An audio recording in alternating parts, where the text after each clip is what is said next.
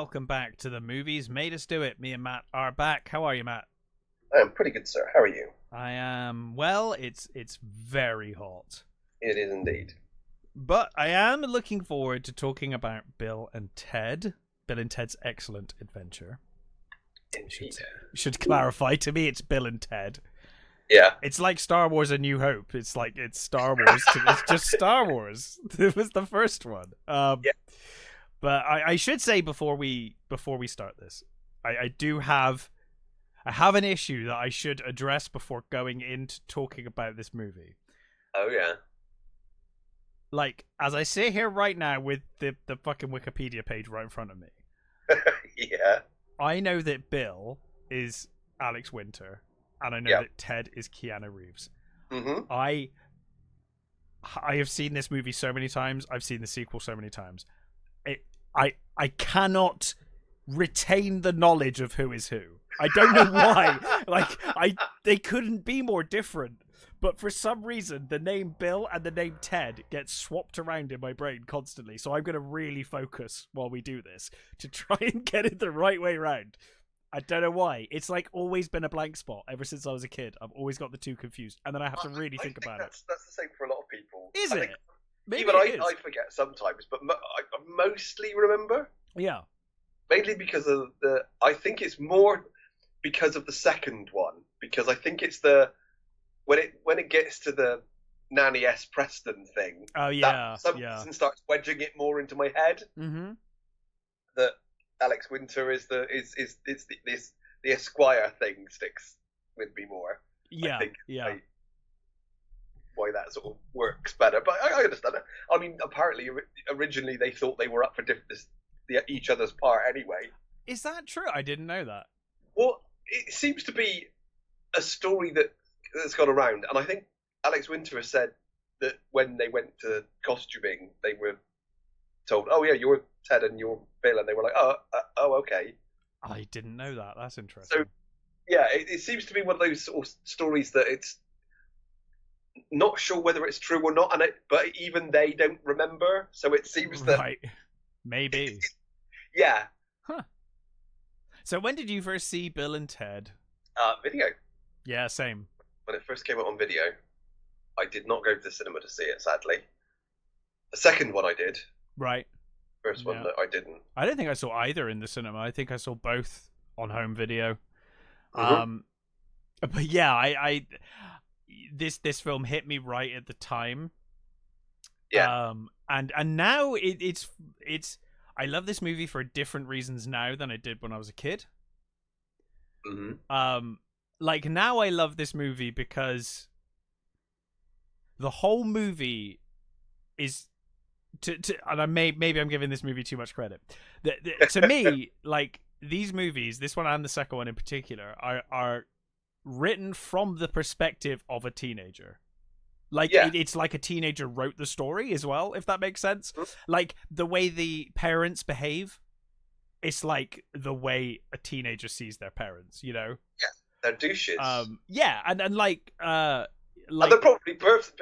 Normally they're probably like completely reasonable, but not to them. No, totally. And like, you know, you've got Ted's dad being like he's a monster. He's a monster. But like as a kid, you kind of like, oh my god, his dad's a monster. As an adult, you're like, I think this is just written from their perspective, and this is how they perceive their father. You know, like completely unfair and completely ridiculous. But yeah, I this is such a wholesome movie. Yeah, it's a weird movie as well because there's barely any peril ever in this movie. Not like really. There's never a worry. It's so like late Fourth Doctor stuff, you know, where like everything's a bit of a joke and nothing's gonna ever threaten Bill or Ted, you know. I think the thing is that the two guys who wrote it, Chris Matheson and Ed Solomon, who were they did it as a sketch. They used to do it as sketch. I didn't know that. They used to do it as stand up, basically. Oh, okay. And basically what they would do is they'd go on stage and they wouldn't have a script or anything, but they'd ask the audience to, like, for things like about history and stuff, and then they would riff on like what they knew about that history as Bill and Ted, right? Clearly knowing nothing about history. So it was kind of like an SNL kind of thing. Yeah. It And apparently became a originally show. there was three, so it was Bill, Ted, and Bob. Oh, okay. But the guy who was Bob lost interest quite early and dropped out, so it just became Bill and Ted. Huh. And yeah, originally they were supposed to be like 14-year-olds. Like well, really with American kids, you never know how old they're meant to be. Although it's their end of year exam, right? Or their end of it's not their end of school though, because they're still in school the next time, right? I think they've got another year, I think, or something. So I can't remember exactly what year. They're supposed to be, I think, 16. Right. Okay. I think is how old they're supposed to be in this movie, but they were originally envisioned as younger, and also they were originally envisioned as like proper sort of dweeby that would get bullied. But apparently, when they cast Reeves and Winter, they were like, "Yeah, they're not really going to get that bullied, are they? They're a bit too cool to be bullied." So they changed the sort of the characters slightly. Yeah, but I think you're right about it, and they wanted it to be a sort of a Python-esque sort of movie. Oh, I definitely feel that. Yeah, and even to the point where now what is the dude's name? I've got to find it here. I can't find the guy's name. I think. Oh, Roy Ford Smith. He was their production designer, and he previously worked on Time Bandits. Oh, that makes perfect sense. So exactly, yeah, you know exactly what they were going for, and clearly the designer was like, "Oh, cool, you just want me to do like another Time Bandits type thing? I can do that." It totally feels that way. It's been really funny, like to it, yeah. Yeah, it's been really funny, like going back and watching this because I haven't watched this film for ages, and my memory of my favorite part of the movie is still my favorite part of the movie when I rewatched it. Like just watching Napoleon whenever they cut back to Napoleon in modern day. Yeah, it's just like it's so funny to me. Like every time, like when he's eating ice cream with the kids and bowling and just being an asshole to everyone. It's just great. I love it when they just randomly cut back to Napoleon and just like I'd like to see a movie about Napoleon just wandering about being an asshole. Yeah, just like cheating at bowling. Yeah. So apparently the original script was they were supposed to they brought back Hitler. Oh, that's a bit, yeah. So they brought back Hitler, and apparently it was more to do with them starting like disasters, like wrecking the Titanic, and oh, okay. So it's more of a sort of bumbling, you know. I think when you bring people when you bring people that are that modern that have done horrendous things, where like people are still alive that suffered through those things. Yeah, I think that's like Napoleon's fair enough. That's fine, but when it's like, oh yeah, actually, well, when was this, like 88, 89? 89, you're like, yeah, there's plenty of people that survived through that and, you know, lost people due to that, and no. So they it certainly gives a different edge to the comedy, that's for sure. Yeah, probably best not. I agree. So should we get into it? Aye, let's do it. And yeah, so well, I guess the setting is that, you know, we're in the deep future, right? But as we open, 2688. 2688. But as we open, we get this, like, you get the blue with the green text coming up, and you've got the sky opening, and the thing coming through the 3D shape. Crystal thing. Yeah, the big crystal thing, and it made me think immediately. No, I'm not sure I don't think it's as much in the sequel. In the sequel, it's a much more 80s future. But in this, I always felt like the future was very 70s. It's like a 70s future in 89. Yeah. At least it is to me. Like, the visuals are very 70s, not 80s. They kind of scream 70s sci-fi rather than 80s sci-fi. But yeah, I think you're right about that. Well, I think there's also sort of slight elements of 50s as well. Yeah, there's certainly some 50s in there, yeah. The way the sort of the most important people in the world, as they're called, are addressed. It's very sort of, you know, that sort of vaguely sort of weird sci-fi sort of tropes that you see in some of those movies. Yeah. We would be remiss if we didn't also mention how bloody amazing almost every song in this, actually every song in this is. They pick their songs masterfully. It's great. I mean, I would say I'd like the second one better, mainly Me because too. it's got like Megadeth in it. I mean, we got Extreme in this though. We got some absolute bangers in this movie. So yeah, we see the crystal come down from the ceiling, and then it hits the ground, and the ceiling kind of closes back up. And then we see Rufus, who tells us about the future, where even the dirt is clean. Everything's clean. It's a perfect utopia. But is it bowling schools are high, golf scores are low, or something? That's right. Yeah. Like everything's perfect, and it's just George Carlin, you know, in a black room with a downlight on him, and it's like, yeah, George Carlin delivers this stuff so masterfully. Did you do the original casts for that one they wanted? No, I don't. So Sean Connery was one of the ideas. Oh no. Yeah. I love Sean Connery, but no. Yeah. Ringo Starr. Okay. Still Roger no. Yeah, I know. Ringo Starr. Okay. Roger Daltrey. Yeah.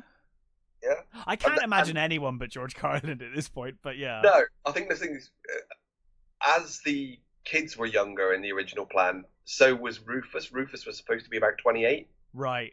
And I think what they initially wanted was Eddie Van Halen. That would have fit with the movie, for sure. Which would have made a lot of sense, wouldn't it? It was like, okay, that makes especially given when Rufus plays at the end. Yeah. Yeah. The director apparently had not long worked with Carlin on Outrageous Fortunes. Oh, okay.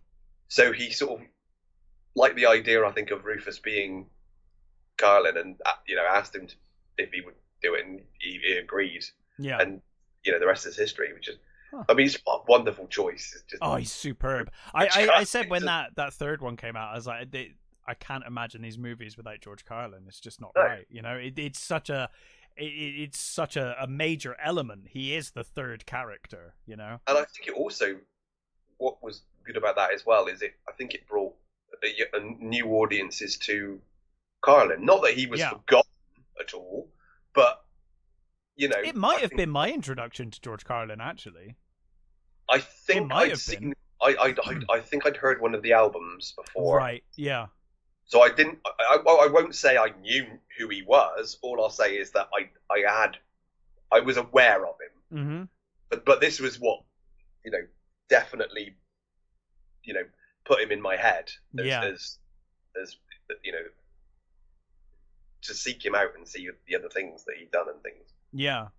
So we then cut to Bill and Ted. We kind of see the Wild Stallions album cover, and then we see them as they're doing their video introduction, where they have to pass the camera awkwardly to each other at the same time, which again is like, oh god, it just so reminds you of being like a kid and trying to do something amazing, and like you're working on this project and it's really ropey, and I think, and it is, again, it's that feeling that it's done, because it's done from their point of view. Yeah. It's like when you were doing that when we were like 13, 14, 15, whatever, it felt like it was the best fucking thing ever. Oh god, yeah. And when they, what I particularly love is they kind of they blow all the speakers and all of that.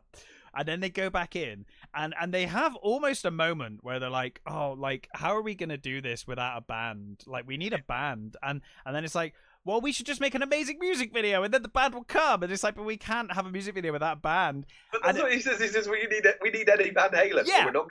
We're not going to get him without a music video. We're never going to get him because, well, that's why we need a video. But if we get a video, we can get Eddie Van Halen. Okay. Yeah, that's that. But that is such teenage logic. It's like, we'll hit the top if we just do this. It'll be fine, It's such a child. Like I said, it really reminds me of the way you thought as a kid. Where you were like, anything's possible. We'll totally make it massive with whatever our project is. It's clearly the best thing ever. And clearly, Eddie Van Halen will see this amazing fucking thing, and he'll jump on it straight away. And I love I like at the end, when they're like, maybe we should learn to play. You know, like it suddenly dawns on them, like, oh shit, actually. Yeah. Maybe we should actually just learn to play these instruments. Maybe that'll be a start. But and that doesn't even go away till the end of the second one. No, they have to literally go back in time to learn how to play. Yeah. I love they leave it till the day of the gig before they're like, oh, wait a minute, we still don't know how to play instruments. Yeah.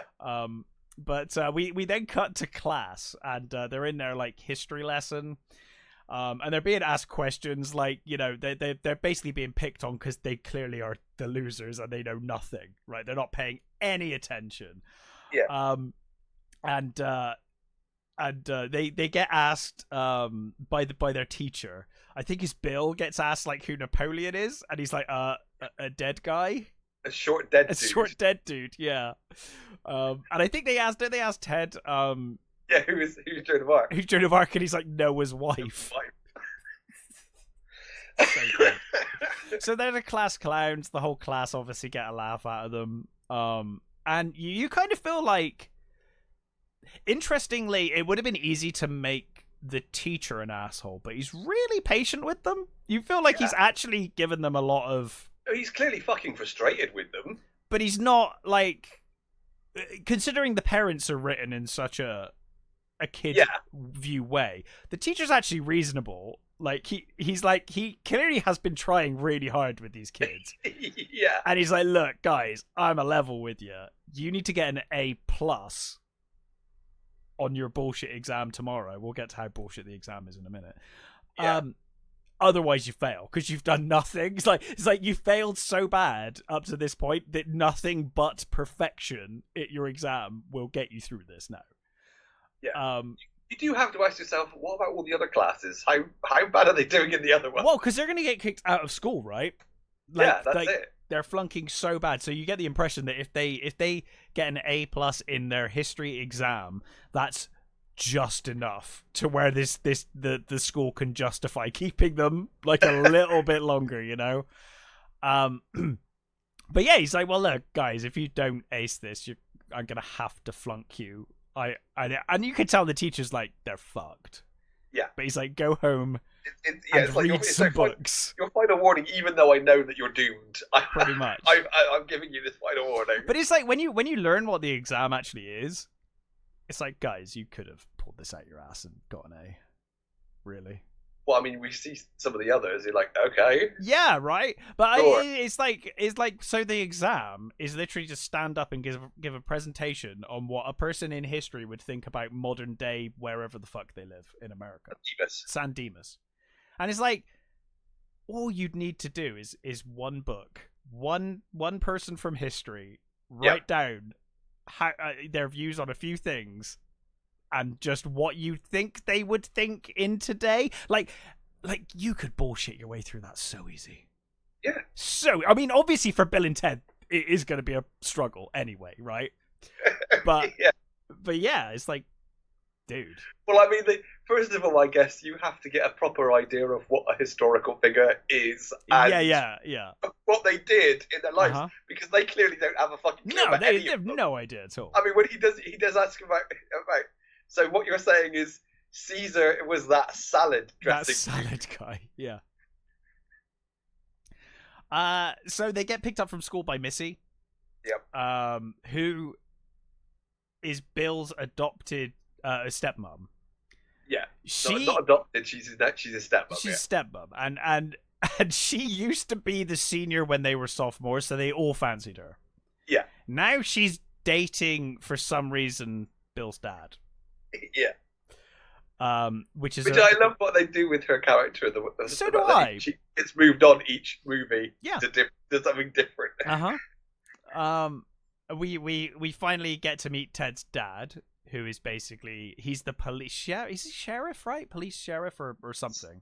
Yeah. Sergeant or something. He's high up in the police force and captain. Yeah, maybe a captain. Yeah, he's captain. And he basically says, well, you're off to military school. Yeah, he says, I've already spoke to your teachers told me that if you everyone is decided as a foregone conclusion they're flunking. Yeah, you're I've already talked to her, and it's like I like it as well. It's like it's not just military school. it's military school in Alaska. In Alaska, yeah. Yeah, because Ted comes out and he says to Bill, he's like, dude, if we don't pass tomorrow, I'm gonna there's no more band. Yeah. And he's like, what do you mean? And he's like, I'm going to military school in Alaska. And you see for a moment that Bill's trying to work out where Alaska is. Where Alaska, yeah. It's like for a moment he's like, is that far away? I don't know. It's the whole sort of like I know it exists. Yeah. I know it's part of America. Yeah. Yeah. But it must be really, really far away. like for all Bill knows for a moment, you're like, it could be like a state over. Like he's no idea. Alaska's not that far away from California, is it? I guess not. I mean, it's far enough for Still a kid with no money far, and no, yeah. Yeah, states are pretty, states are pretty big. Yeah. We then see the crystal. It gets hit by electricity or some shit, and it turns into a phone booth.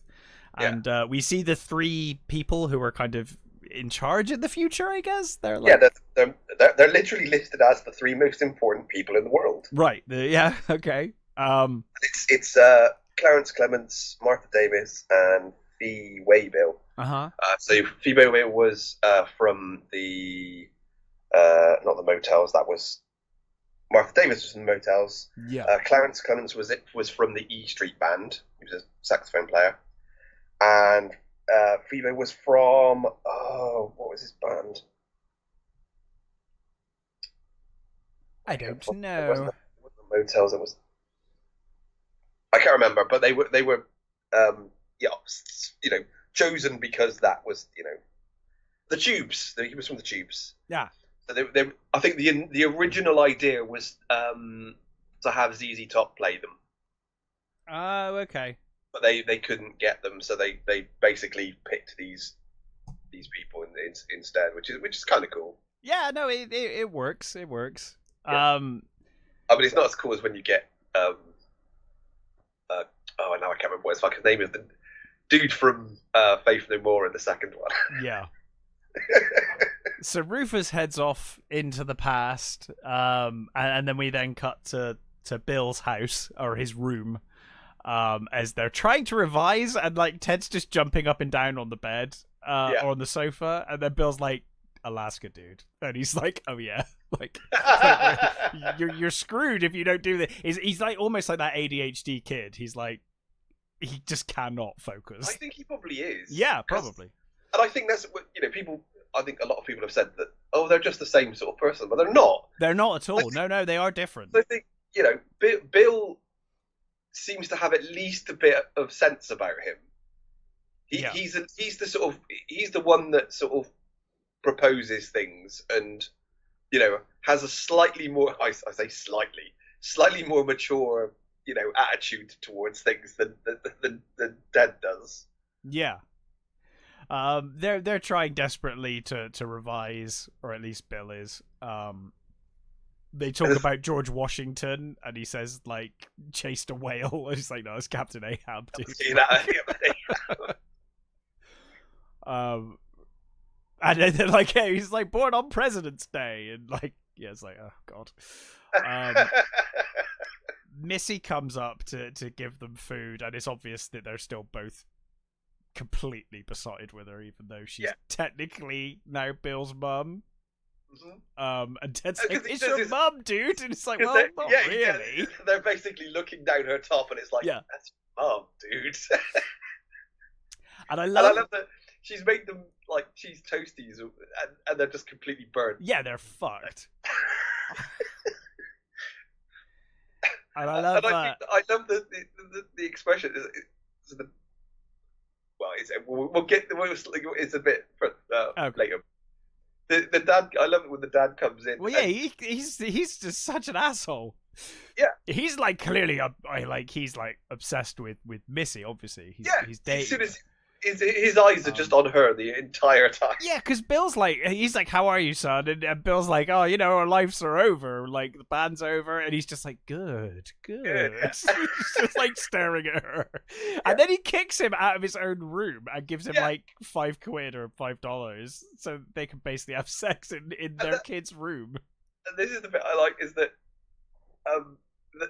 they both like throw down the toasties, and Missy's face went like she gets this really hurt look on her face. Yeah, like she's trying. Yeah, and the food gets put back on the plate. Like, yeah. Oh, they didn't even eat their toasties. Yeah. So. And I love it because she actually helps them a lot in this movie. She's actually really nice to them. She like the whole way through. She's trying her best, you know. Yeah. It's a weird situation that she's found herself in, but she is trying her best with them both. Like she drives them around. She clearly likes older guys. Oh yeah. I mean, when they say about that they have a history project, she's like, "Oh, Mr. Whatever his name is." He's like, "Yeah, I like. Tell him hello for me," and they're like, "Okay." Yeah, and the smile she gives him when she turns up later at the school. It's like, okay, clearly okay. Something's happened there. So they head out to the Kmart because they were told to basically fuck off, take the money and go. Good. They get kicked out, and the dad closes the door, and it's like they're gonna make out on your bed, dude. Yeah. It's like, oh god. It's like, and I love it. They're going down the stairs, and Ted's like, "Hey, remember when I asked her to the prom?" He's like, "Shut up, Ted." Your mum's hot. Shut up, Ted.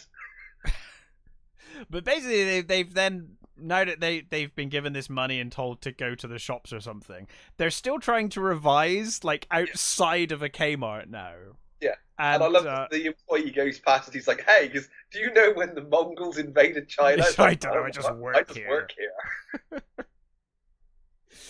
Oh, so good. But then, of course, out of nowhere, the phone booth arrives. Rufus steps out.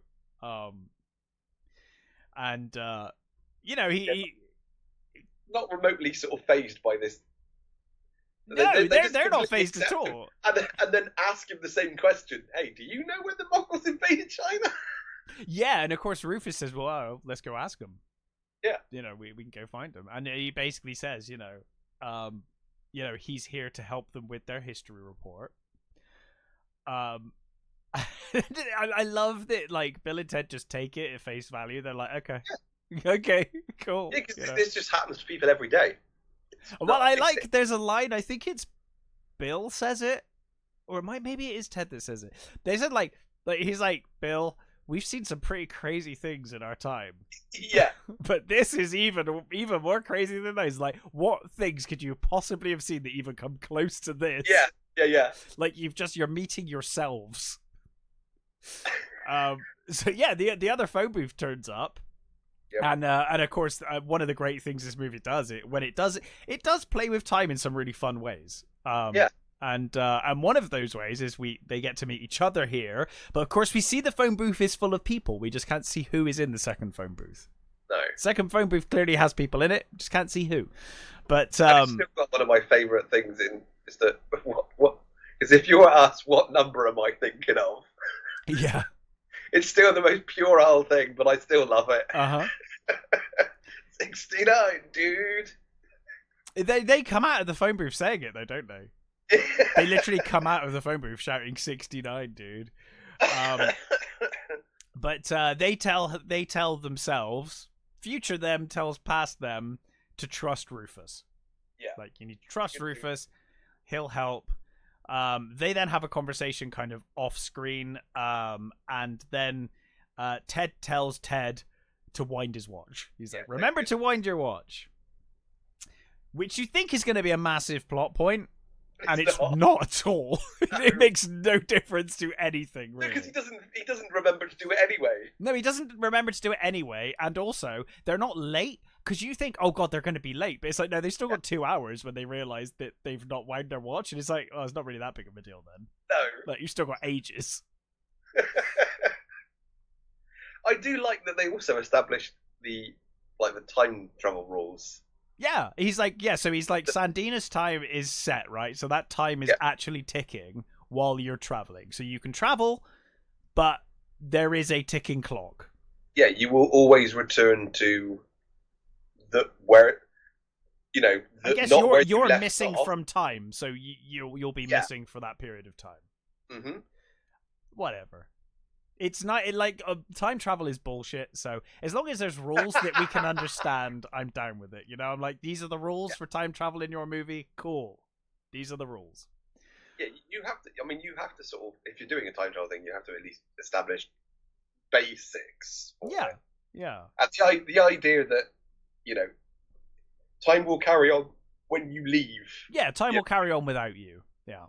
You know, you can't go back to where you left off. It's literally carrying on going. Yeah, yeah. Which is kind of cool. So they step into the phone booth. Rufus tells them that their history, and they disappear into the floor. And we see what are they called? Tunnels, cables, time cables. Yeah, the circuits of time. Time circuits. Yes, he says, "Oh, these are the basically the pathways of time, and you travel through them, and you can get off anywhere by dialing numbers in the phone booth." Yeah, there's like a phone book, right? That has every time ever. It's got like little adverts for the time period. You just have to phone them. Yeah. You know, like it's just like an advert for a plumber, but it's like, you know, it's advertisement for Abraham Lincoln or whatever it is. Sort of thing. Yeah. So Rufus takes them to 1805, into the middle of a war. Austria, I think it is, isn't it? Yes, yeah. We see Napoleon, who spots them. Yeah. And it's weird. This is really weirdly cut because it looks like he's miles away because he looks at them through a telescope, right? Mm-hmm. But then the bomb goes off and he gets blown into the air, and he must fly fucking miles because he lands exactly where they were to get dragged through the time corridor. Yeah. Doesn't get remotely shredded or injured. No, he's fine. He's totally fine. But it's like he was looking at them through a telescope. It's like that must have been quite far, or like an eyeglass, I guess. But yeah, he survives outside of the time travel machine. Yeah. And they come. It's Doctor Who, isn't it? Sorry. So it's a good job. It's not Doctor Who. Yes, yeah. Unless you're Jack, I suppose. Captain Jack did that, right? Yeah, he did die. He did die. That's true. So, you know. So they head back and they realize this is where Rufus tells them, you know, time is ticking no matter what. Because they head back to their present time, but actual time has passed since they've gone. He basically explains the rules to them. He's like, you know, he doesn't really explain how they're going to do any of this. He's like, I'm here to help you with your history report. Here's a time machine. Fuck off. Yeah. It's like, these are complete morons. You might want to give them a bit more guidance than what you've done here. Well, I think that's one of the funniest things about this whole setup. They just bumble through everything. They're supposed to be the inspiration for the world peace of the future. Yes, for everything. You know, and not only world peace, galactic peace, because there are clear. You know, he mentions aliens and everything. He does, yeah. Well, we meet Station in the second one, right? We meet aliens in the second. He's a Martian, isn't he, Station? Mm-hmm. You know, this whole idea is, however, if he didn't go back and help with the report, that would be it. Yeah. This future wouldn't exist. So yeah, didn't they create their own future? I guess. I guess so. This is where you go, yeah, let's just not ask those questions. I mean, who just deal with it. Who knows? But Rufus then disappears and says they're on their own, basically. Yeah. And a new phone booth appears. It's now their phone booth. They've been shown how to use it, and off they go. But of course, before they leave, Napoleon falls out of the tree. So they're like, "Oh, it's Napoleon." What I love is the Bill's like, "That's Napoleon, dude," and they've literally just been there and seen him. And Ted's like, who? Yeah, I know. Like, he's already forgotten who the hell that is. Already forgotten who they've just seen. The short dead dude. I love one of my favourite things, which we'll get to later, is them constantly mispronouncing people's names. Like, Socrates just makes me laugh every time, because they do that right until the final scene. To the point where you're like, when they introduce him, are they going to say Socrates? But they actually get it right at the end. Yeah. So they go up, and I think is it Ted's kid? Ted's kid brother? Yeah, Deacon. And he's like, you have to look after Napoleon, please. Because they tell him the whole plan as well, don't they? He's Bill's brother. Oh, is it Bill's brother? They tell him the whole plan as well. They're like, we're going to go get more people from history, look after Napoleon. Like, okay. Oh, shit. No, hang on. Sorry. I'm not sure whose brother it is. It is Ted's brother. Right. So he's been tasked with looking after Napoleon, and they tell this kid that they're going to go get more people from history. Yeah. And yeah, so, you know, they're like, yeah, this is going to be absolutely great. But of course, on the way out, they're stopped by Ted's father. And Ted's father's like, you are going to military school? It's been agreed. It's not even like a debate anymore. I've already arranged it. You're going tomorrow. Pack your bags. And this is where we get the conversation about him losing his keys. He's like, where are my keys? Like, what have you done with my keys? You've clearly moved them or hid them somewhere. And of course, Ted's like, what? I don't know what you're talking about. I haven't seen these keys. But just in the nick of time, he gets a phone call from, is it like Inspector Van Halen or something? Officer Van Halen, Officer Van Halen. Yeah. I don't remember there being an Officer Van Halen. And he's like, yes, yeah, dude, sir. So of course he heads off to the station, but he says on his way out, like, you need to pack your bags because you're going, and that's it. Like, you know, decision made. It's not if you fail the exam. It's done. They're going. Yeah. Yeah. He's signed up effectively. So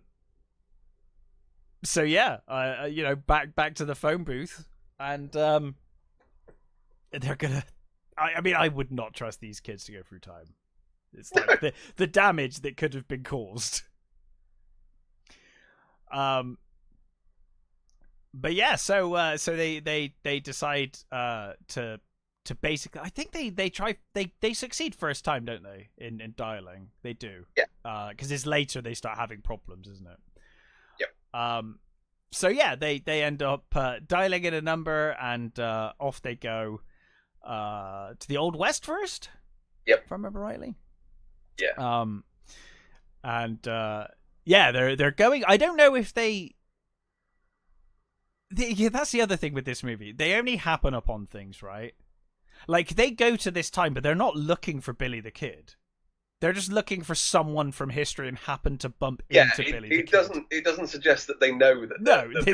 There's no great plan here. Like, they're just very lucky with who they bump into. I think they do choose Socrates. I think because he says it's under Socrates. Yeah.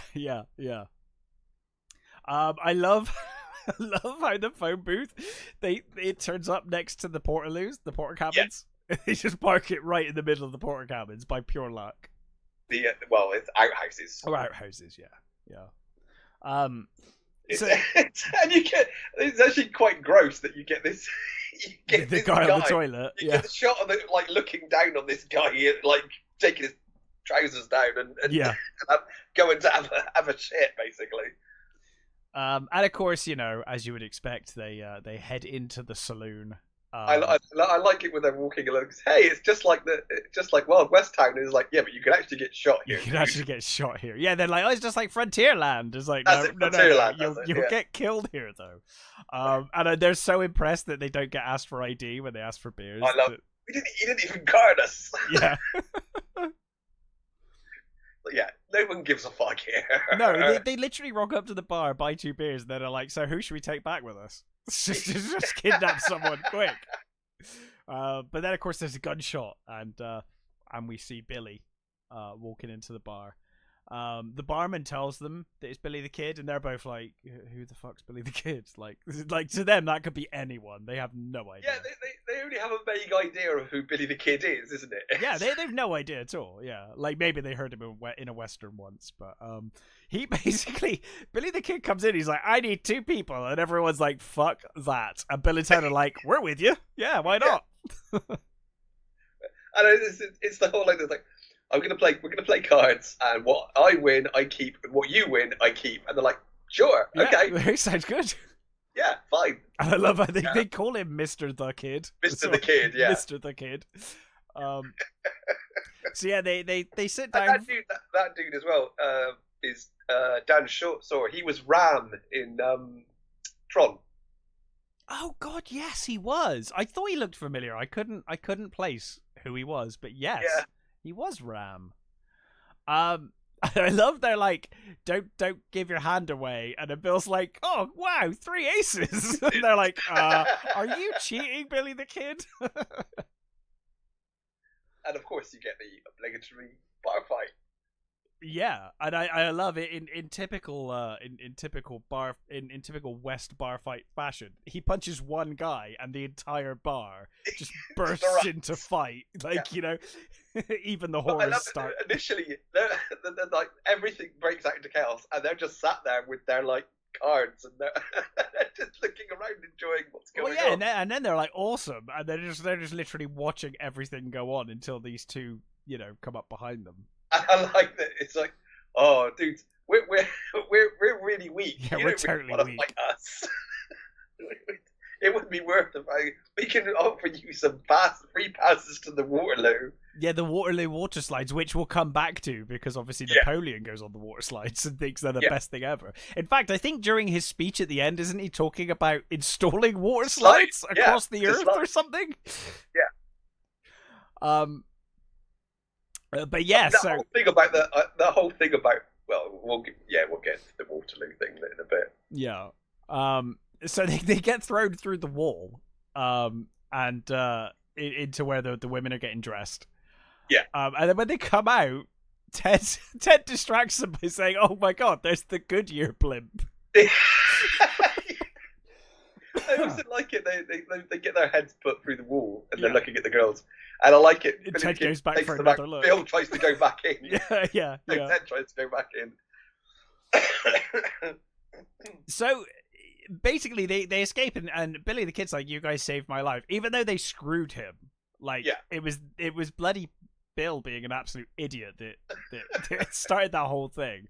But he's like, "Where are we going?" And he just gets in the phone booth. That's the other thing these guys are so lucky with. All of these characters, these people through time, they just are friendly and get in and go.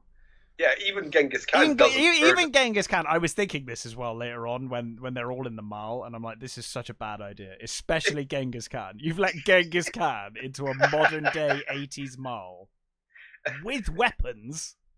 Yeah. But yes, so they go in search of Socrates. And as they say later, they're like, "Oh, we were just there. It was really serene and, you know, really peaceful." I didn't realise that whole scene is actually filmed in Italy. They actually Is it really? It might as well not be. They went to Italy to film. So I think this bit and the bit that's supposed to be Austria, I think, was both filmed in Italy. Okay, so they got at least a bit out of it. The building that Freud comes out of, it was apparently Mussolini's headquarters. Oh, okay. So yeah, I think so. They spent I think a week filming in Italy, and you do sort of think, wow, why? Because you don't get any shots of like the scenery or the sky or the architecture. It's all like ground level. Other than the columns. But you could have just got some polystyrene columns for the background or a matte painting or something, you know? I like when they meet Socrates. Obviously, he doesn't speak a lick of English. No. And Bill's just says to Ted, like, philosophize with him. Yeah, and I like it because he's clearly, I mean, you don't know what he's saying, but he's clearly talking to his audience. You know, he's as he says, he's philosophizing, and I like the whole the Kansas dust in the wind. Yeah, and the funny thing is yesterday when I was cooking tea, I had Planet Rock on, and Dust in the Wind came on, and I thought, well, that's serendipitous, isn't it? That is perfect timing. Yeah. Yeah. I love that. All we are is dust in the wind. Yeah, and then Bill just picks up some of the dust. Yeah. And Socrates just started speaking in Greek, and he's like totally like yeah, totally impressed by them and laughing and like, you know. And then just like round him up. Yep. Okay. Yeah, he's gone. That's it. Like Billy the Kid. He's like, okay, he's coming with us. So yeah, they all just happily head off with them. Billy the Kid's kind of like cool with it from the start. Socrates is like blown the fuck away. Yeah. He's like, what has just happened? So now they end up in like 15th century England, I think. And yeah, they even comment, like, doesn't Bill even say, like, Billy the Kid, you're dealing with this really well. Like, yeah, it's like this is quite impressive. Yeah, Billy the Kid, really chill about everything. Yeah, and they ask a local, they're like, hey, is there any like important person from history around here? Historical significance around here. The guy just points at the castle. And I like they've got this bloody history book that they keep referring to. Yeah. And he's like, oh yeah, that's Henry VIII's castle. Look. It's like a picture of Henry VIII's castle. But yeah, so they leave Billy the Kid and Socrates to guard the phone booth. Look after the booth. And as they're leaving, it's the stuff in the background half the time with this movie where you see Billy the Kid handing Socrates an American football. Yeah. They're just trying to figure out what to do with it. Bill and Ted both see the princesses. Yeah. Who again you feel like are going to be major parts of this movie and are not at all in any way. Like you feel like there's going to be this big arc where they have to save them and there's going to be some big story, but no. They see them and they're immediately in love with them. Yeah. They then sneak into the castle somehow. Because the next time you see them, they're in, like, full plate armor. Full armor, yeah. And, yeah, heavy so... metal, dude. Sorry? Heavy metal. Yeah. Yeah, I like in a minute, they get caught in the princess's rooms, and he's like, put them in the Iron Maiden. And they're like, Iron Maiden, cool! And then he decides not to put them in the Iron Maiden. Instead, he just decides to cut their head off, I guess. Yeah. So I'm like, I thought Iron Maidens killed you anyway, just very slowly. They're supposed to be a torture device, aren't they? Really? I suppose it doesn't have to kill you, but which, as far as I'm aware, never really was a thing. No, but they end up fucking around. They're like sword fighting and stuff in this castle, having just snuck past a guard. I'm Ted Vader. Yeah, I'm Luke Bill, and you're not my father. I love they're just bashing the shit out of each other, and then he falls down. Ted falls down the stairs. Yeah, and then seemingly gets killed. Yeah, because he like falls down in the armor, and as soon as the armor hits the floor, it gets stabbed by one of the guards. Yeah, and like, wow,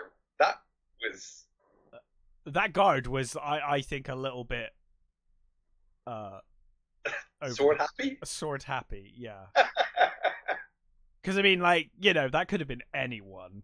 He didn't even check. He's like, stab it first. So of course now, oh my god, this might be the only part of the movie where we think something serious has happened. That's true. I guess it's dead. The true peril of the movie where we think one of them might actually be dead. Yes, in a movie called Bill and Ted, Ted dies halfway into the movie, or 20 minutes into the movie or something. But of course, the guards are still looking, so Bill hides away. So Bill, he's lost his best friend. Yeah, he's devastated. He comes downstairs and he's super angry. He tells the people in the kitchen to go away. He's lost his best friend. But then, of course, Ted turns up. And it turns out the guard comes back and he's like, "You killed Ted, you medieval dickweed." Oh, yeah. Of course, he starts taking it on the guard, doesn't he? Yeah. Yeah. And he's basically about to get killed by the guard when Ted hits him with I think it's like a piece of meat, isn't it? Yeah, something like that. You're still alive, because I totally fell out of my armor when I hit the ground. Like, how does any of that work? How the fuck did that happen? Like, how do you fall out of a suit of armor? It's like, I know Ted had he didn't have the back part of his torso. He didn't have the back part on, but that still doesn't explain how the helmet fell off, the gauntlets fell off, the greaves fell off. All of it poured out of it. He fell out of it, and it all stayed together. It didn't scatter. It didn't it was. It was like, okay, fine, whatever. And again, though, that's a very Monty Python-esque kind of gag, yeah, it's right? perfect. So yeah, absolutely. It's dumb and it's brilliant. But yeah, so we catch up with the princesses in the garden, right? And they're talking about how they've got to escape. They're like, we got to get away from this. Yeah, because they're going to force us to marry royal ugly dudes. We can't be doing with this. And of course they run into Bill and Ted. And they're clearly besotted by them too. They're it kind of seems to go both ways. I'm guessing that they're weird and exotic, and they're immediately or anyone that may help them escape at this stage. Yeah. But you get them. Ted of San Dimas. Yes, the Duke of Ted. Yeah. And the oh Christ, what song is it? He Oh God, yeah, because he asks Bill, doesn't he? He's like, oh, what shall I do? He's like, recite lyrics. Yeah. Doesn't he? He asks him to the prom as well, doesn't he? He's like, hey, come to the prom. Yeah. Oh, fucking I can't remember what bloody song it is now. I can't remember either. But of course, their father, one of their fathers, just comes looking for them, so they have to hide upstairs. And this is where they learn that they're to be married to two horrible old men. And they ask Bill and Ted, they're like, can you help us escape? And they're like, yes, of course we can. But as they open the door, there's like guards and the father. Yeah. Bill's like, how's it going, ugly royal dudes? Royal ugly dudes, yeah. And yeah, this is where Bill says he's the Earl of Preston, and Ted says he's the Duke of Ted. Yeah. You're like, why wouldn't you say like Logan or Theodore? Why did you say your first name, the Duke of Ted? God knows. But yeah, they try and look serious. He tells them he's going to put them in the Iron Maiden, which they think is awesome. Yeah. They do their guitar. We haven't talked about the guitar, air guitar thing, which is obviously a one of the major things that's kind of remembered from these movies. Yeah, it's their sort of expressing joy, really, isn't it? It's the way they sort of express joy with air guitar. But they're which is certainly when it first came out, everybody at my school was doing it. Yeah. For ages. Oh God, yeah, it was a big thing. And I still call people dude. Oh yeah. They are taken to the chopping block, and as they do, they see the phone booth being brought in on a horse and cart, and there's a peasant there who's like, they're heretics and witches. I saw them appear out of nowhere. It's magic. Their eyes were on fire, and they had horns. Yeah. Okay, sure. But we quickly learn that the executioners are Socrates and Billy the Kid, and they disrobe and immediately jump on the horse and escape with the horse and cart. Of course, leaving the princesses, who cheer them on, but they're now stuck there. Are they going to go back for them? Are they going to go and rescue them? Yeah, I always thought that was weird to me that they just fuck off. They do say later, they're like, we looked for you all over England. That's true. They did. We don't see that though. As far as we know, Rufus just goes and gets them at the end, and it's almost like, here's a gift for doing good. Here's two princesses. You did really well. Rufus also here's some women. Well, here's some women. I guess from. You could say, in terms of the plot, Rufus knows that those princesses are in the band. Yes. So maybe Rufus is like, they were supposed to get the princesses and they fucking forgot or didn't. So I'll go help them with that and just go get them. Because, like... Again, isn't that making your own... Yeah, totally. Yeah. Yeah, they are totally making their own history. But of course they've been tied down. The phone booth's been tied down, which I think is what damages the phone booth. No, it's the ball and chain from the mace. Oh, is it? Okay, because they do try and dial here, but they dial the wrong number, don't they? Sorry, this number's temporarily out of order. It takes them a while to find one, but eventually they find one. But yeah, so they finally head off, and So the mace hits it on the way down, does it? Is that how that works? Just as it was, they were escaping, sort of thing. And they end up in the future, and they get a glimpse at the society. Of course, at this point, they have no idea that they're the saviors of the entire bloody world. No, they just know that a dude came with a magical phone booth and told them he was going to help them with their history report. He gives them no context or reason as to why. No. So yeah, they meet the three most important people in the world. They love the music that's being played, which is them. It's their music, presumably. They just don't know it yet.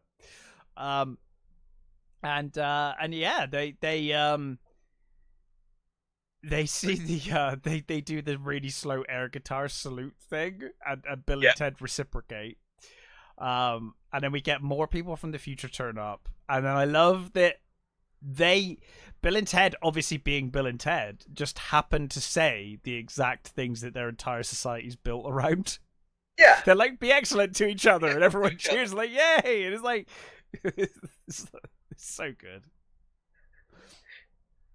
But and I love it that the three people that are they're watching them, and they're and they say that be excellent, and it's like their mind is blown. It's like they've never heard it before, despite the fact that it's like their whole civilization is based on it. Yeah. But I mean, it would be like it would be like if you were Christian and literally God or Jesus turned up and went and read something from the book. You'd be like, "Holy shit!" Like, it's true, But yeah. So they're asked to say something, and they just say their two catchphrases, which happens to be the basis of their entire society. But yeah, I love this like future world. You see way more of it in the second one, which is why I think in some ways I prefer the second one, because you do get to see the future, and you get to see the weird and wonderful kind of future worlds as well. Or the space worlds, I guess. I mean, you see even more of it in the third one, I have forgotten 90% of the third one.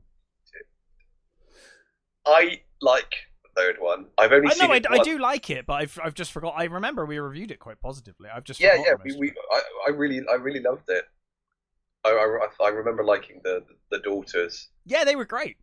Because they weren't what we thought they probably were going to be, which was that whole they're going to take over and they're going to be the best. No, ever. they were fine. No, they were actually really good. They were really actually sweet, which was. I think I really like the idea that they still hadn't written the fucking song after all that time. It's like they're so old now and they still haven't done it. Yeah, that was quite funny. But Bill tells the important people, he's like, "Oh, I would take you with us, but it's a history report, not a future report. So sorry, we're gonna have to go without you." And they head off. As we cut to our first Napoleon scene. It's Napoleon eating ice cream and becoming offended by the singing pokey people that come and bring the food. Which I agree. I've been in restaurants. I mean, America, I think, is worse. In England, there were a few places, like if you ever went in like TGI Fridays. I was going to say TGI Fridays there'd be like a fucking birthday going on every 5 minutes, and it was the most irritating thing in the world. It's like, please, can you just shut up? Yeah. And those two, the two guys. Yeah.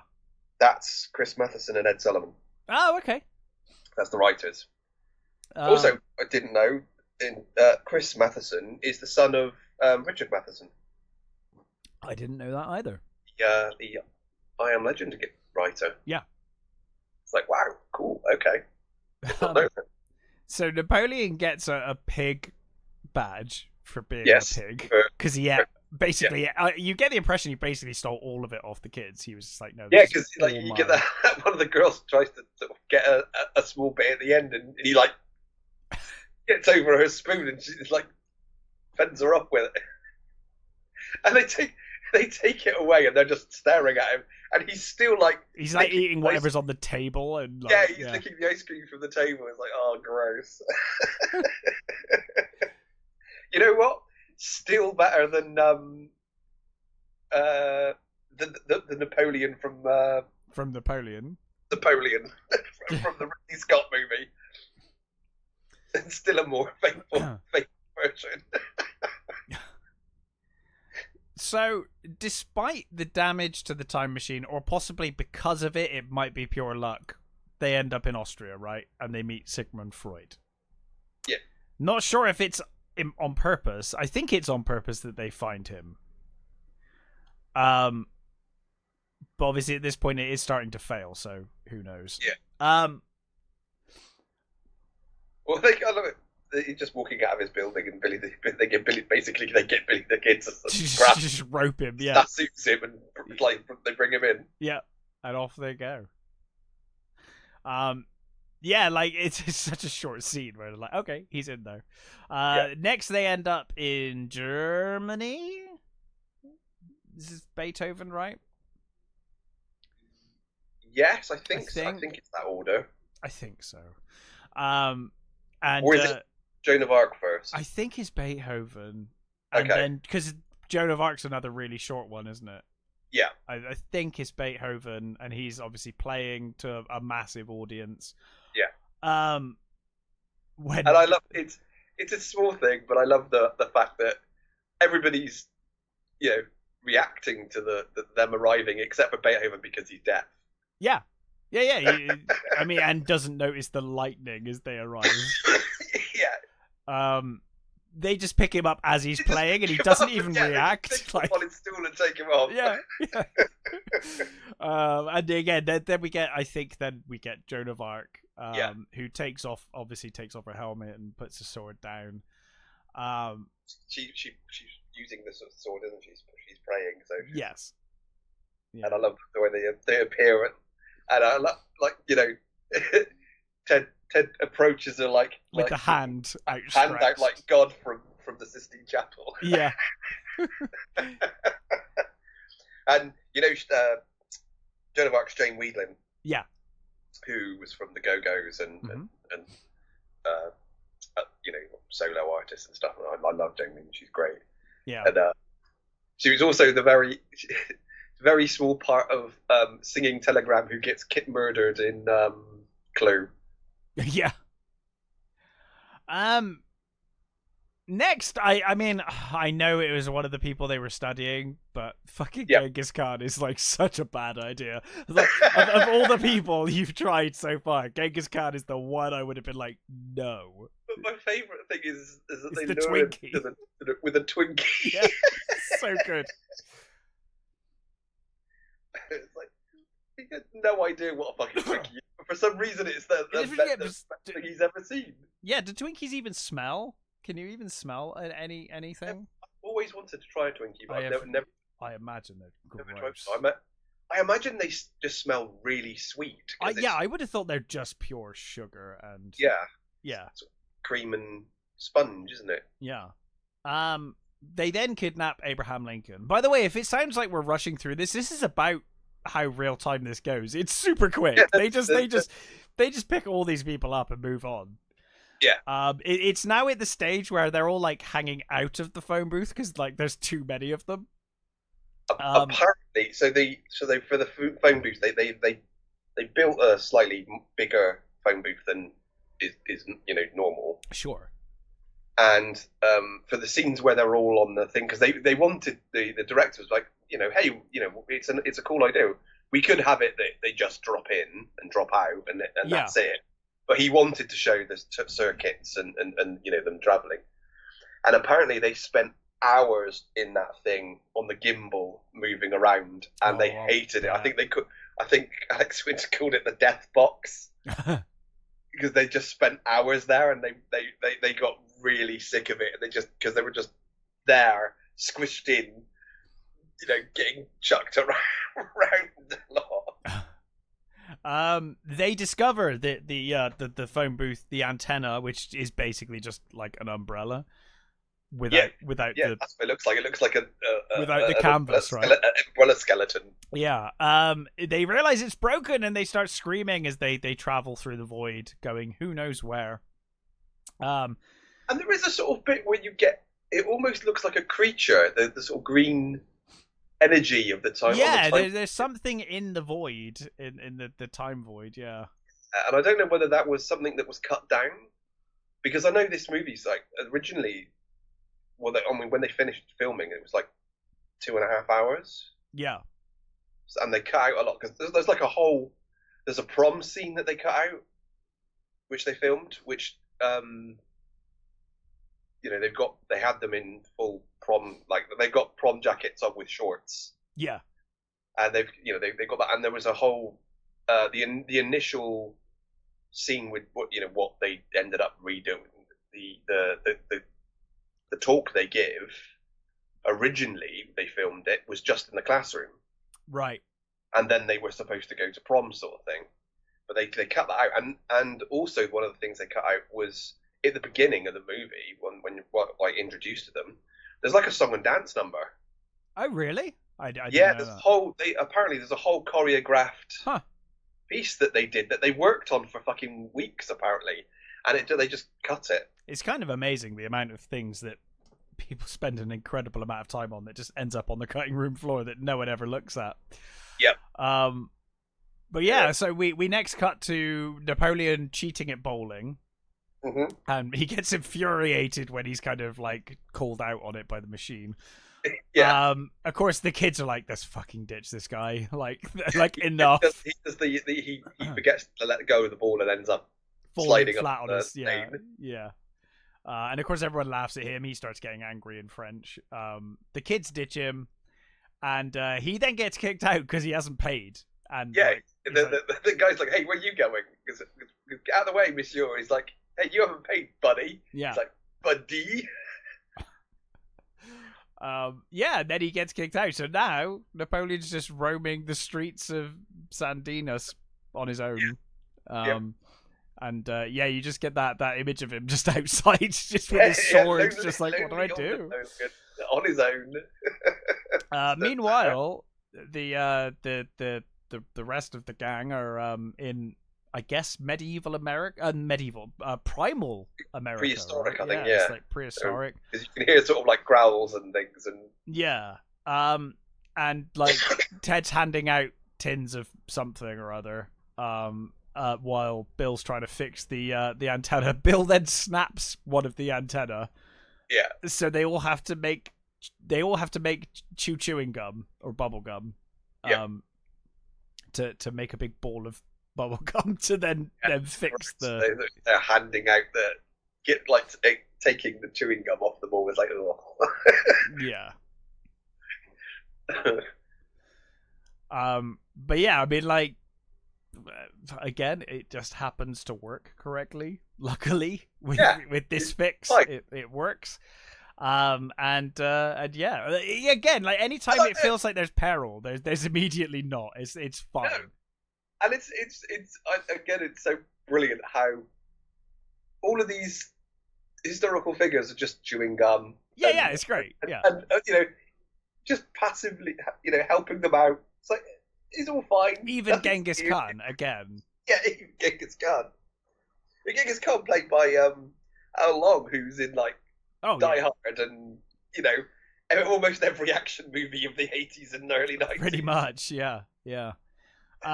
They then turn up back at the near the start of the movie outside of the Kmart, and where they meet each other again. And this time we get the other side of the conversation where they say 69, and they talk with Rufus, and Rufus mentions about how they've now only got 2 hours left, not 10 hours, because Ted's forgotten to wind his watch, so Ted tells him to wind the watch, and Bill's like, there's no point because you forgot to wind your watch, and he's like, well, I better remind myself again then. It's like, you're really not understanding the concept of this, Ted, but fine. Um, but yeah, so he explains about the misdialing, and it's like, oh, if you want that, you need to dial one number more yeah, to get where I forget what the specifics of it, but I love the way he taps him on the head. yeah, yeah. So yeah, Rufus tells them they've only got 2 hours because of the watch winding, which again it kind of feels like it should have been like you've got like 5 minutes, you know, like at that point you'd be like, oh my god, we've got hardly any time left. When in reality they've got ages. They've got time to fuck about in the mall and everything. Yeah. So they say goodbye to themselves and off they go in the phone booth. Of course, now we know who is in the phone booth at the start, because at the start you could see there were people in the phone booth, but not how many. They end up heading back to see Missy, right? They appear in the garden. Yeah. And land on the hose, which completely confuses Missy because she's watering the plants and the water just stops. She's got her headphones on, so she is also deaf to their arrival. And I love the way he introduces them. So we've got, what was it? This is Dave Beef Oven. Dave Beef Oven, yeah. Socrates. Maxine of Arc. Herman the Kid. Bob Genghis Khan. Socrates Johnson. Dennis Frood. And then I love that. And then he's like, Abraham Lincoln. Yeah. Even they know who Abraham Lincoln is. It's just Abraham Lincoln. And I like that Lincoln's hat has been like pushed down by the top of the roof of the phone booth, so he has to pop it back out. Yeah. And he's like Bill's like, Mum, could you give us a lift? And it's like, a lift? There's like fucking 10 of you. Yeah. But she's like, no, not until you've done your chores. So we then get like a montage of these historical people. There's like fucking Genghis Khan cleaning the toilet and like Beethoven cleaning the windows and stuff. Again, it's very Python. It's totally. What expect Pythons to do is why not Genghis Khan cleaning the toilet and using a toilet brush to brush his hair and doesn't he use up. He uses the spray in his hair and stuff, doesn't he? Yeah. But yeah, so they've done all their chores and now they get a lift to the mall. And I guess the thought is that they wanted to show them Sandinas, because the assignment is, what would they think of modern day Sandinas? Yeah. So they take all of these historical figures. When he says, this is the mall. This is where modern people hang out. And it was in the 80s, totally. In America, yeah. Absolutely. Of course, Billy the Kid traveled like all kids do up an escalator. He sat on the thing on the side, which I like Socrates and Billy the Kid seem to form a really good friendship. Yeah, they're like a little partnership. Yeah, they've got like a little friendship going on, which I love. Again, a lot of these movies, like little things the characters are doing in the background, that are really funny. I think it's here we start interspersing with the quite frankly fucking terrible presentations that the students are putting on. Like, they're all awful. God, especially that jock kid who just completely sucks, and then he's like, football rules, and they all just start. That was high school football rules, and everybody cheers, and they're like, yay! And then like you see the teachers who are just like, fuck's sake. Ted. We've also got. I think we've missed a bit with Deacon. No, I think it's here that they go and find Deacon and realize that he's ditched Napoleon. Yeah. And Ted's like, "You've ditched Napoleon," and then they're trying to work it out. They're like, "Well, wait a minute. Where would you go if you were one of like history's greatest dictators?"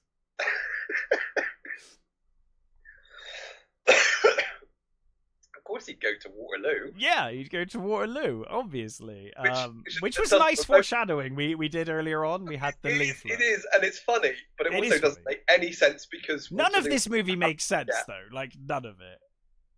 Waterloo, as far as Napoleon's concerned, I think, what was it, 1805 they pick him up from? Yeah. He's got another, 10 years before Waterloo, so it's, why you go to Waterloo is another matter, but sure.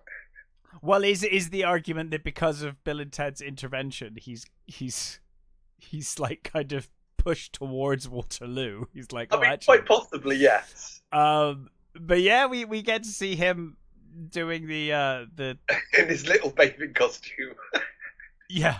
And I like the way he gets in as well as that old lady with the kids, like, me and 11 kids, and they just get, all these kids go by, and he just slides in with them. He ends up like taking so long at the top that the lifeguard just pushes him down the tube as well.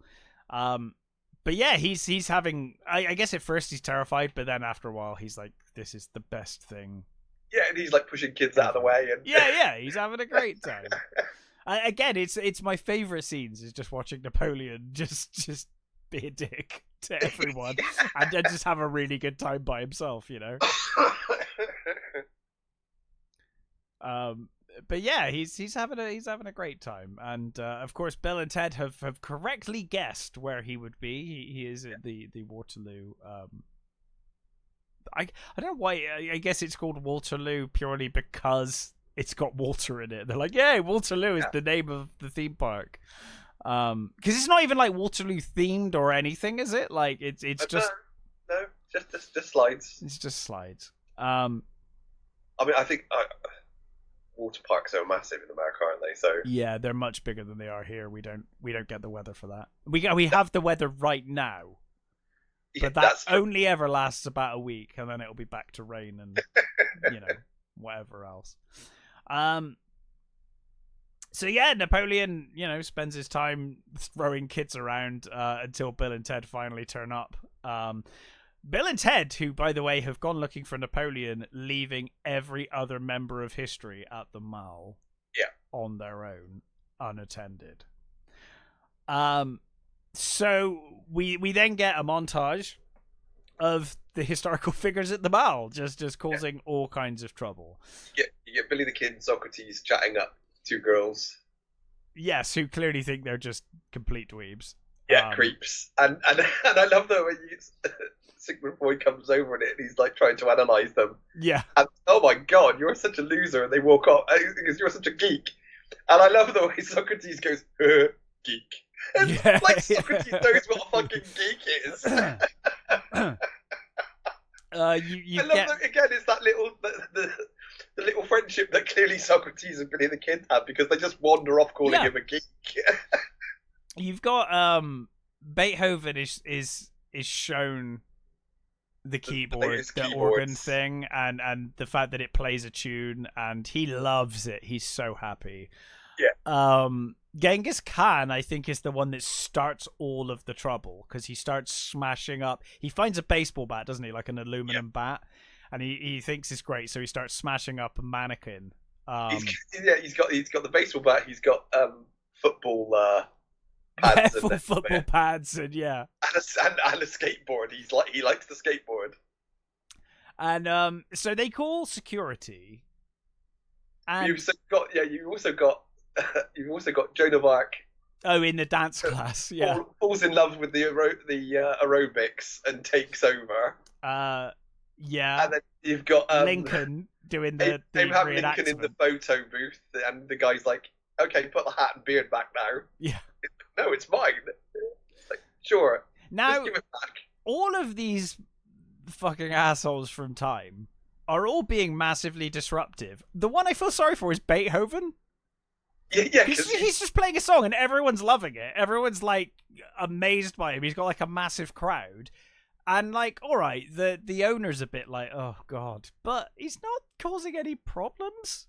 No, but security just remove him anyway. I think with the owner, it's like one of those things that he's clearly one of those people that were like, oh, look at what I can do. Yeah. And then he's basically shown up by Beethoven. Yeah. Like stuff, and it's like, this dude, fuck him. But I mean, in the realms of things, you got Genghis Khan smashing the fuck out of everything. Billy the Kid is literally firing his gun in the fucking mouth. Socrates with the water pistol. Yeah. I love when Freud's like, I demand to see a lawyer. They're like, Mall cops like, fuck you, buddy. So everyone ends up getting arrested. Which is funny because like Ted in a minute he's like, oh, my dad's arrested all of them, and it's like, well, he didn't actually. Like they got themselves into this trouble. Yeah. He's just reacting to a call. But of course Ted sees it as like, oh, he's ruining everything. He's doing it on purpose. He's brought all of our historical figures that we brought through time into his prison, into his jail. Yeah, I mean, if there's a bad guy in this movie, it is his dad. It's absolutely his dad. But we get that. I love the scenes when Freud's getting interviewed, and Freud's like psychoanalyzing the detective. Yeah. He's like, "Tell me about your mother and stuff." Yeah. Would you like a couch? No, I don't want a couch. Of course, Ted's dad would be the one to interview Lincoln. He's like, how do you spell your name? He's like, I know how to spell Lincoln. What's your birthday? Yeah, he's like 1809. Yeah. I love the way it's like he asked him the birthday to try to sort of catch him out, and then there's that look on his face like he didn't actually know anyway. So yeah, like he wouldn't have known. Yeah, for sure. But yeah, so all of them have been captured. Fortunately, Missy comes through and is just going to give them all lifts everywhere they need to go. Yeah. So I don't know where they take Napoleon with them, don't they? Napoleon's in the car, if I remember rightly. Yeah. And he's got like the sun cream on his nose. Yep. Still, yeah. So they're really trying to chat up Missy. Yeah. Ted tries to talk to his dad. His dad's having none of it. He's like, fuck off home. You're going to military school. Leave. He goes outside and he's like, what are we going to do? Like he's arrested everyone and we can't get to them. And he's like, oh, if only we had the keys. And then, of course, Bill's like, well, why don't we go through time and get the keys? And he's like, we haven't got time. We're running out of time because the clock continues to tick down in real time, doesn't it? So they haven't got time to go back and get the keys. So of course they come up with this genius plan of like, we'll do it later. It's like, we'll do it after, and then the keys will be right here on this by this sign. And sure enough, there they are. And then they're like, oh, well, we need to make sure that we do this afterwards because if we forget, then they won't be here. And it's like, but they are here, so we've remembered. It's fine. I love this gag because they do it again in the second one as well, I think. Yes, in the end.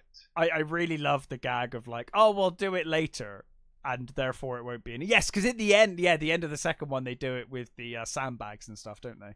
Yeah. They like, plan wow, I can play that game too. So yeah, they get Missy to basically do a jailbreak. They're like, hey, Missy, drive round the back. I just love how, again, Missy's just unfazed by all of this. Mm-hmm. She doesn't care. She's just along for the ride. She don't give a shit. So they sneak into the police station, and they, obviously they've got to sneak around everyone that's there, but they get messages. And I like that. We need a distraction. Hey, you can get your tape recorder, and we can talk a message. What should I say? It's like, hey, Dad, over here. He goes, oh, okay. Yeah, because they're like, oh, what time should we do it? And they're like looking at their watch. They're like, 2:13. Yeah. Set a timer. And so obviously it works. They distract, and they get notes from themselves saying like, oh, hey, duck. Oh, by the way, duck. And just as they duck, they turn around and stuff. It's good fun. And I'd love to know how the bin thing happens. Yeah. Because like the dad comes in and is like, hey, stop! What are you doing? Sort of thing. And he's like, hey, we can just think about a bin, dude. And the bin drops on their head. And you think, how high would the ceiling? How high would the ceiling need to be? Of course, they let everyone out, and Ted's dad's got the bin on his head, and he's like, "Oh, Dad, by the way, I found your keys," and he just leaves the keys on the side, and just runs out. But yeah, so they have all of their historical figures back, because doesn't the bin say like "Wild Stallions Rule" on it or something as well, just to really rub it in? Yeah. So yeah, they escape with all of the historical figures.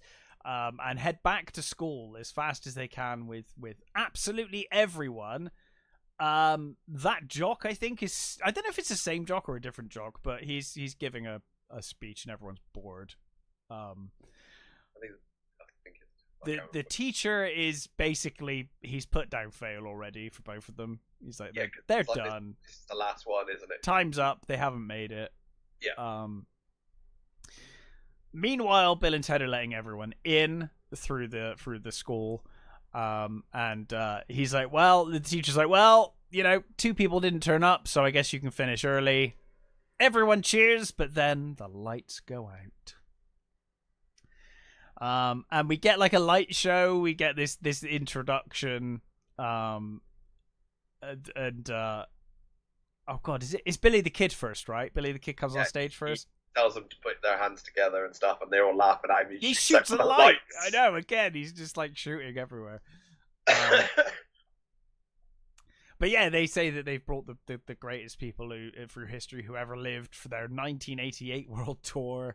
Billy the Kid kicks them off, and then they effectively go through like every single one of the people. I think you get Socrates, who they finally pronounced the name right. Yes.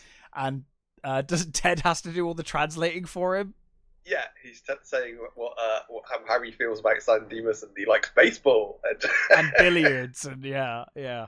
And then I'm trying to think of the fun ones. Oh yeah, you get Napoleon with his map of where he's going to build water slides.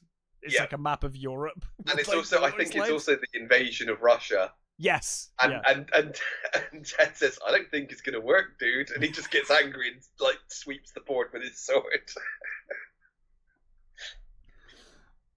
You get a sword demonstration from Joan of Arc. Yes.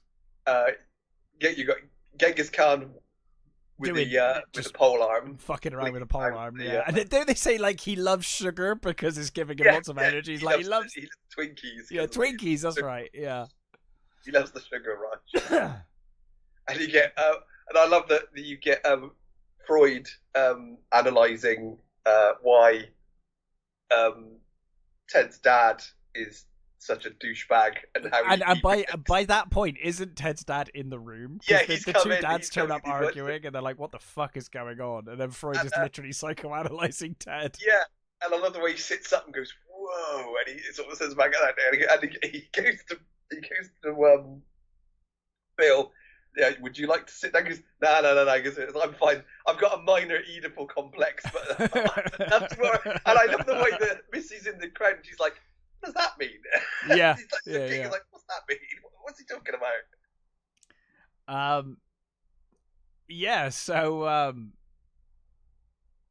So effectively, they're successful. You get the big. It ends with the big speech from Lincoln. Yes. Doing his speech, which is like the Gettysburg Address, isn't it? It starts off as the Gettysburg Address, and then ends with "Party on, dudes." Yeah, which is like a fourth wall break as well. Yeah. And of course you get Beethoven doing some. Playing of some kind. Yeah. So obviously everyone loves it. It's debatable as to whether this really was what they were told to do in their assignment, but it's very impressive. It's like, well, I guess it's pretty impressive. Well, I think Socrates told them what he thought of modern day San Dimas. So he did. They did do the assignment. Yeah, and then they've established things like, Napoleon loves water slides, and yeah. So at the end, they're triumphant, and they're fine. They're not going. He's not going to military school. No, they all head back in the phone booth and just disappear in front of the entire audience, and everyone's like, "Oh my god!" But of course, it's just taken as like a proper something. Yeah. So everyone's back in the phone booth and presumably sent back in time. You kind of expect at the end of a movie like this, you'd have the father reunite with the son and be like, "Oh my god, I'm so proud of your speech. I'm sorry I misjudged you." None of that. No. None of that. Skip forward. back to where we started. They're in the garage playing, doing their video intro, and they're kind of lamenting. Well, we passed. We got the A pluses. We're still in school, but we're no closer to being.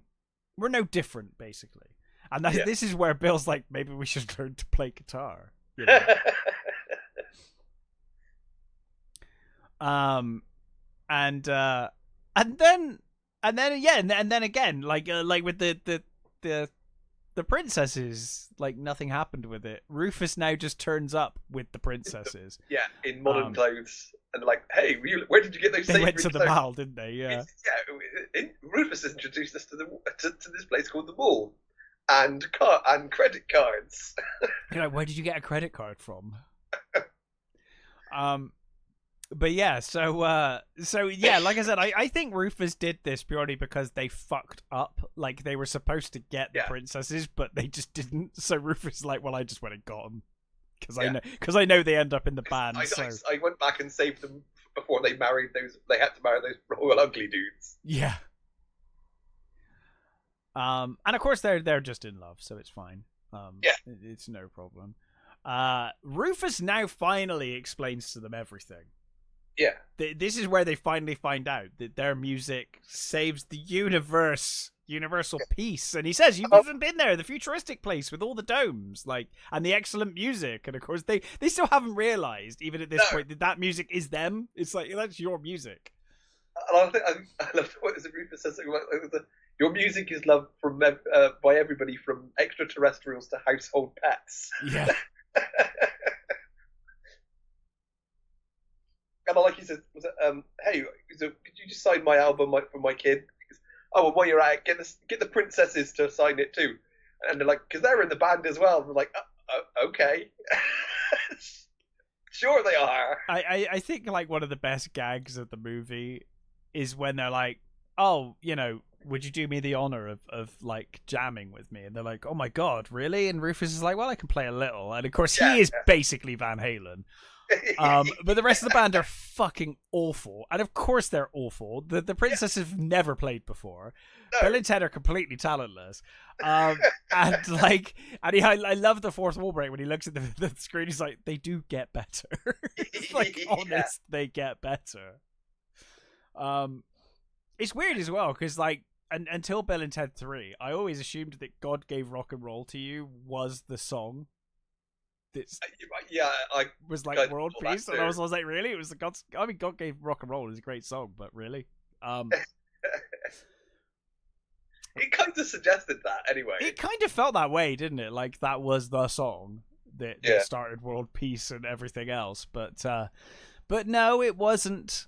I know it's getting ahead of ourselves, but one of my favorite scenes in the second one is the possession of the dad in the when they possess the two coppers. Yeah, them acting as Bill and Ted is really great. It's really good. It's so brilliant the way he moves his arms around and stuff. yeah.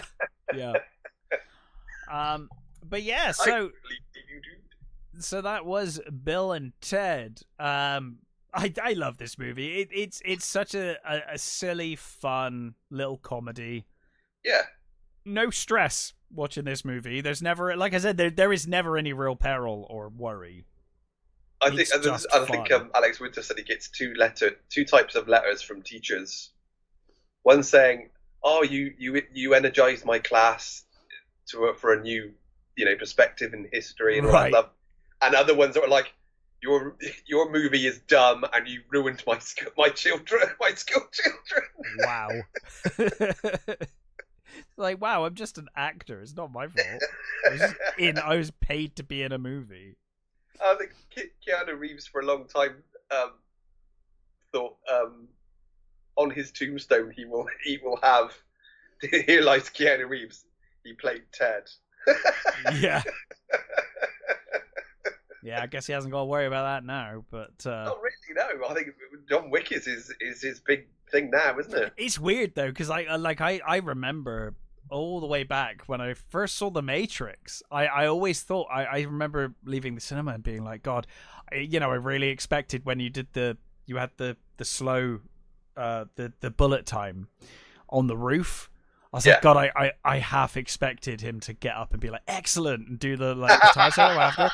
Like, because back then it was like, well, like, he did a few movies, like, you know, Bram Stoker's Dracula, Johnny Mnemonic. You know, he did a couple of movies, but it's I love Johnny Mnemonic. It's not too. a very good movie, but I really not love good, it. It's but got I a love great it. cast. I agree. I'm in the And same it's got camp. some cool ideas in it. I will fully accept I do not think it's good, but I enjoy it a lot. It's a movie. But yeah, like nothing like he is now. Obviously now he's huge. He's been in a bunch of huge movies since The Matrix. But when The Matrix came along, it was like kind of really Bill and Ted, Bram Stoker's Dracula, than that in terms of like big movies. Yeah. Like it's Speed. Oh yeah, God, I keep forgetting about Speed. Of course, yeah, Speed was probably one of his biggest movies as well. Pop Quiz, Hot Shot. Oh, that's a fun movie. Yeah, that is a great movie, which we will. I'm sure that's on the list. So yeah, we'll get there in the end. But yeah, so anyway, that was Bill and Ted. Highly recommended. I forgot to mention as well. Originally the Time Machine was a van. That probably makes more sense from. It was supposed to be like, you know, one of those Good Times vans. And it makes more sense from the perspective of shoving so many people into it as well. Yeah, but they basically what happened was they, you know, after they decided, it's too similar to having a car from, you know, the DeLorean, so they thought change it to a phone booth, not knowing. Apparently, they claim nothing about the TARDIS or Doctor Who. Well, 88 in America. I mean, there was Doctor Who over there, but it's not it's not like it is now. Like but I think believable.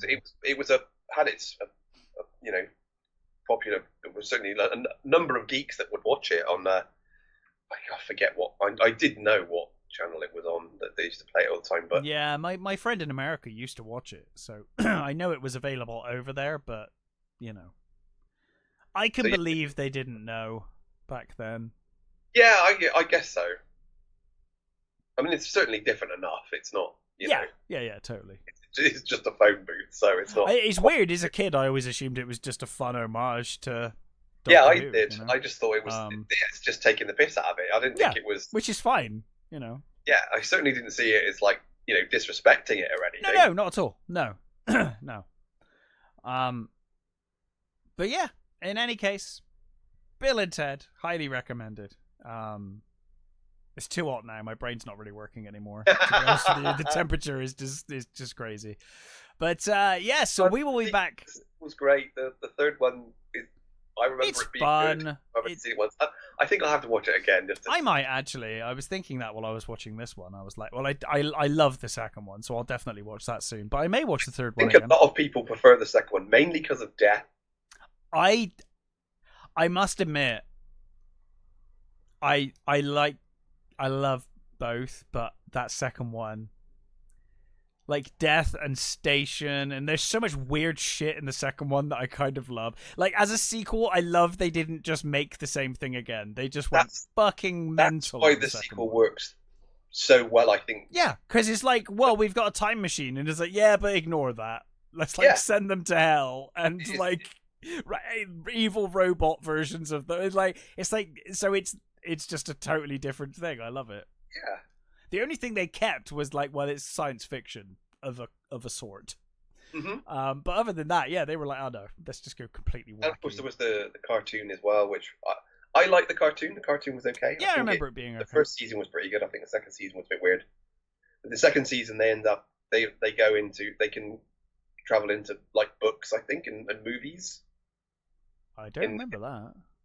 Yeah, I'm pretty sure they in the second season. I'm sure they did. I probably just didn't see. And then there was also the TV show. Did you ever watch the TV show? No, I never saw the TV show. Good. It was okay. I think they made 7 episodes. Right. And I think the cartoon series, at least for the first series, had the proper voices. The series clearly didn't. They had new actors playing Bill and Ted, and who were. I am going by what I remember. So it's probably not worth finding out. to be Yeah. honest. From what I remember, they were fucking awful, and it was awful. Sometimes I think these things are best left in the past, so... Yeah. So, well, it came out, I think it came out the same time as Bogus Journey did. Oh, okay, so it's kind of like a There's time... already sort of like, why would you, you're bringing the movie out, why would you have a series with other people playing them? Yeah, you want to leave it a couple of years after that shit. Yeah. But I remember being fucking awful, so... Yeah. Oh, well. In any case, we will be back next week with our usual review fare. I'll find some things to watch. But until then, stay safe, take care, and we will catch you next time.